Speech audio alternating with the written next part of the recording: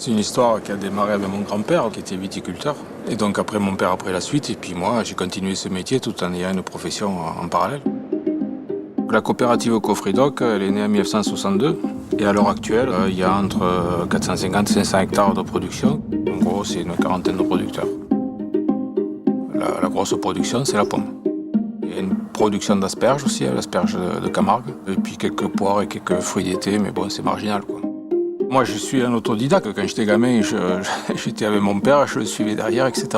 Donc en fait, on est une famille où on a toujours eu une autre profession que l'agriculture. Donc l'agriculture, on va dire que c'est plus par passion. Et puis bon, les anciens, ils avaient des terres. Les terres, on les a gardées, on les a plantées, on les a agrandies.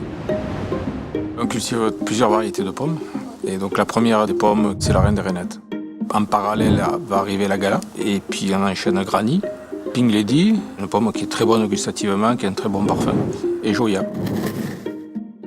Tous les fruits sont ramassés à la main. Ça, c'est la première des choses. Donc, chez moi, c'est un pose direct, c'est-à-dire les gens ils ramassent les fruits à la main, ils les posent directement dans des palox.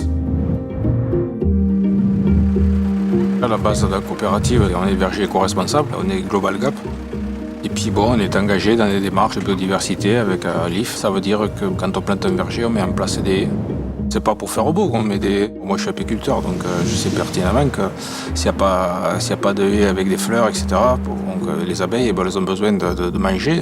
L'idée c'est d'adapter la culture de nos vergers avec la nature, de façon à ce qu'il y ait un équilibre qui se crée entre les deux. Donc on a des appareils de mesure qui nous permettent donc de mesurer la teneur en eau du sol, donc d'amener que les quantités d'eau nécessaires, des appareils qui permettent de mesurer le grossissement des branches, donc en liaison avec cette mesure de teneur en eau. On mesure aussi le grossissement des fruits, donc on adapte vraiment les besoins en eau de l'arbre.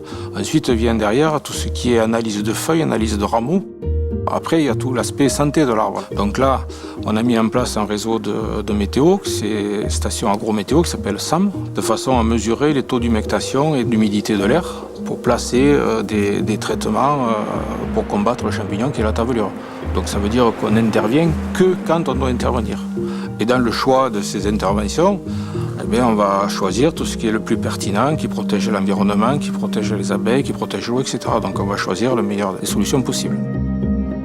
Notre partenariat avec Florette, bon, il s'est initié au début des années 2003. Donc je pense qu'on parle la même chose, on parle vrai, et donc on est honnête, et donc on parle de notre métier, on n'est pas des farfelus, quoi.